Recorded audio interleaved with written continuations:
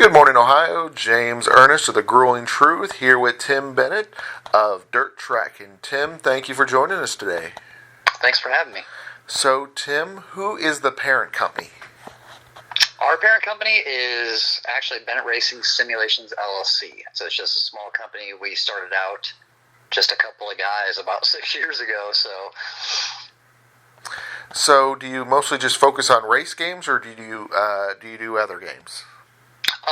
No, we just do the racing stuff. I used to dabble in some of the simulation PCs stuff for R Factor, where you could kind of create mods and do your own cars and things like that. And it was just kind of an oddball conversation I was having one day and realized there was no dirt racing apps in the store for mobile stuff at all.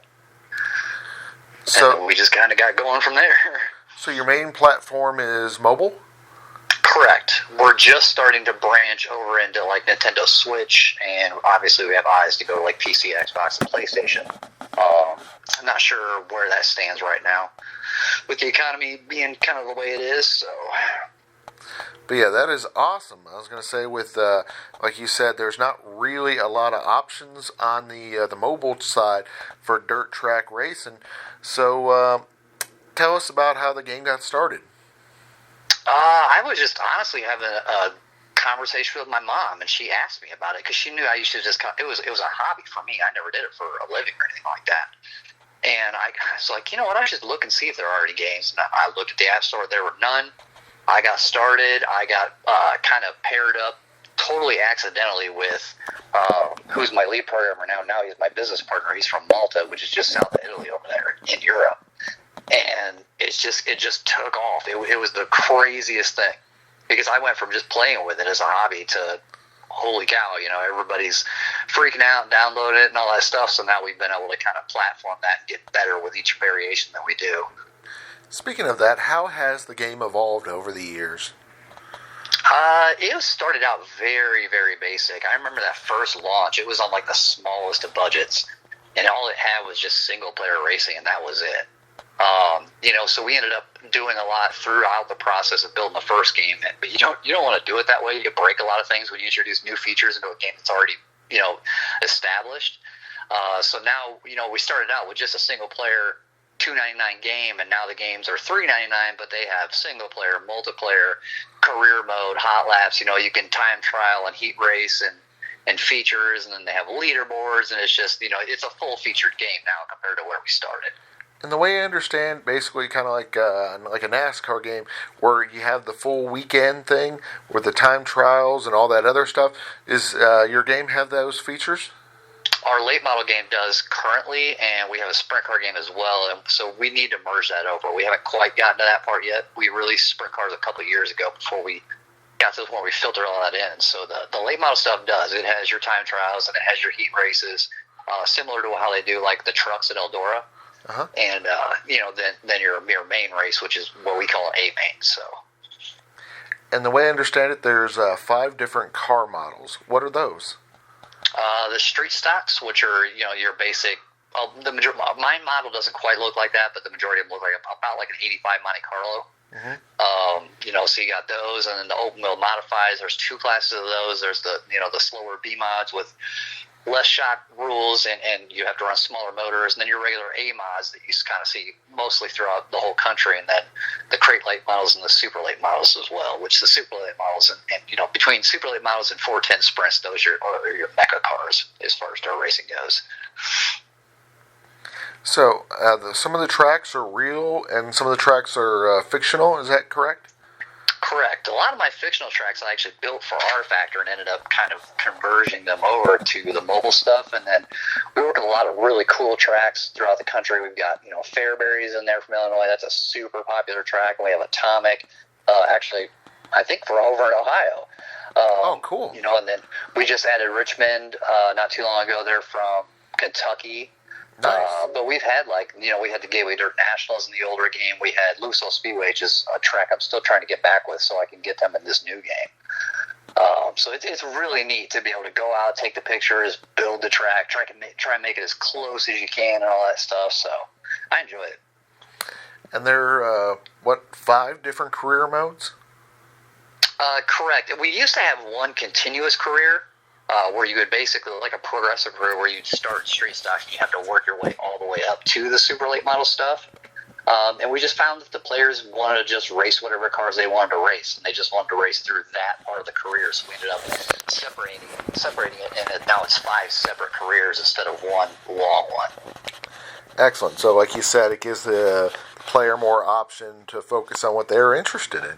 Correct, yeah, which, I mean, normally we would do the progressive, but we just found that the players liked it better. And, I mean, it's not my choice, but at the same time, my choice doesn't really matter. You know, my opinion's kind of irrelevant. It's what the players want. I know what you mean. I like your plan with, starting down on the B model, B mods or whatnot, and progressing your way up. And, yeah, I think that would be more fun. But, yeah, you're right. It's what the individual likes. And speaking of what the individual likes, they like customizing their cars. What are some of the ways they can customize a car?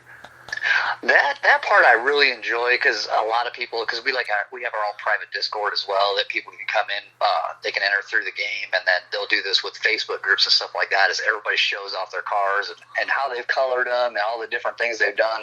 It's really cool. I mean, we have to be careful being on mobile, especially. There's only so much graphic limit you can push on people, so ours is probably a lot less than what you would be accustomed to it, from a console game. But it's still neat to see because the players enjoy it. And the thing a lot of players enjoy is your insane mode. Now, for me, I personally couldn't handle that, but I hear there are some people that are really into that, being able to challenge themselves to the max capability.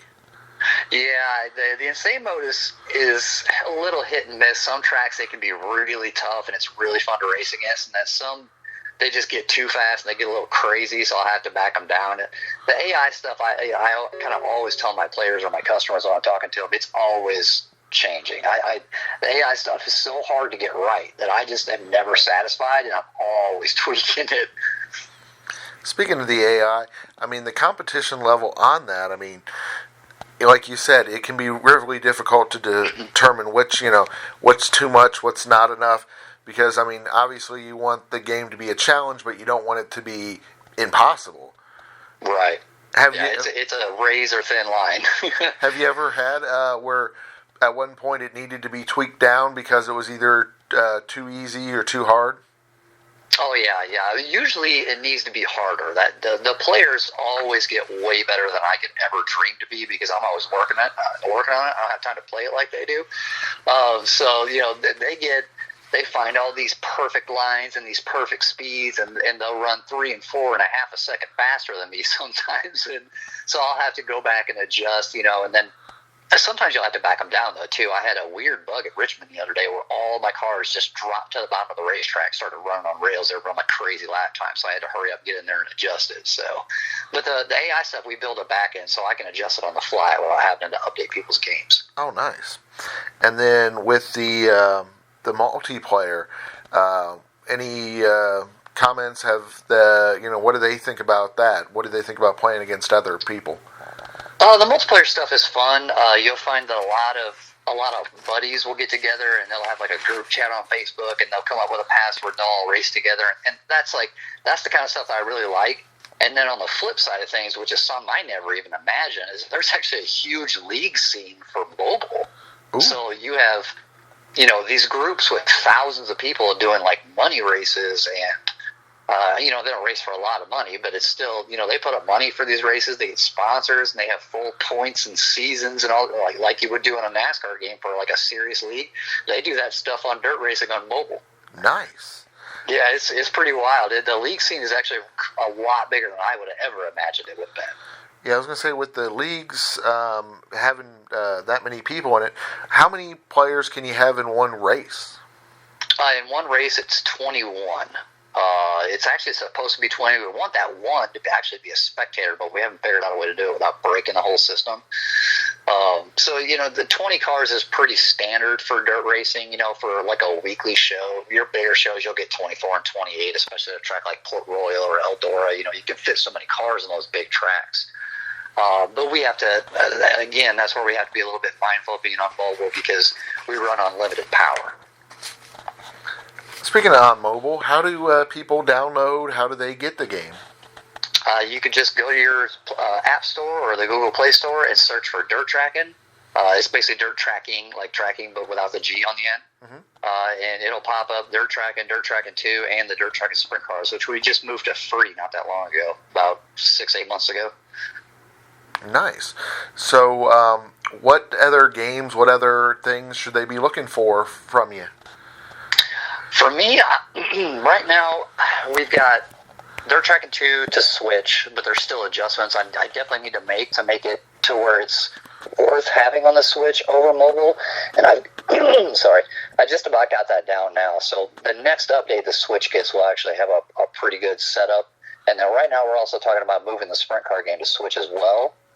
Nintendo's got a lot of increased support to get games to be able to be moved to Nintendo like that. After that, I'm probably looking at PC and Xbox. That's really what I want to do. So it just depends on how much me and Anthony can do without having to pay other people to do it, because we do have a full team now.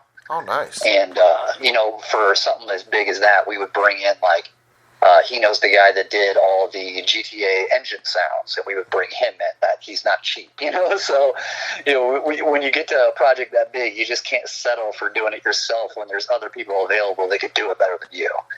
I know what you mean.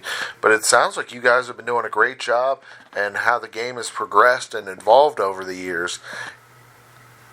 Yeah, I mean, it's been a ride, man. I was a stay-at-home dad. I was having some health issues for 6 years, and that's where I got to tinkering with the PC stuff, and then it turned around, and now I have this huge game that's super popular, and it was definitely an adjustment personally, not so much professionally. But for me, my big thing is customer service. I hate when I can't take care of somebody the way I want to, and I just do things differently. I don't talk to people like a company would talk to their customers. I talk to my customers like I'd be hanging out with them, talking to them at a Saturday night at the racetrack. I just don't know how to do it any other way. Nice.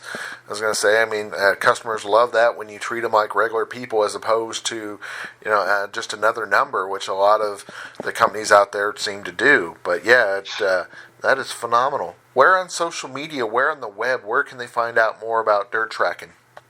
Our Facebook page is really, really big. It's you just search Dirt Trackin app. You can search that on Twitter. You can search it on Facebook, and I'm on Instagram. I'm not using Instagram a ton right now, but I'm starting to use it a little bit more. But mainly just Facebook, Twitter, and Insta is where our social's at. That is awesome. We appreciate you joining us today. All right. Thank you so much for having me. It was cool. My pleasure.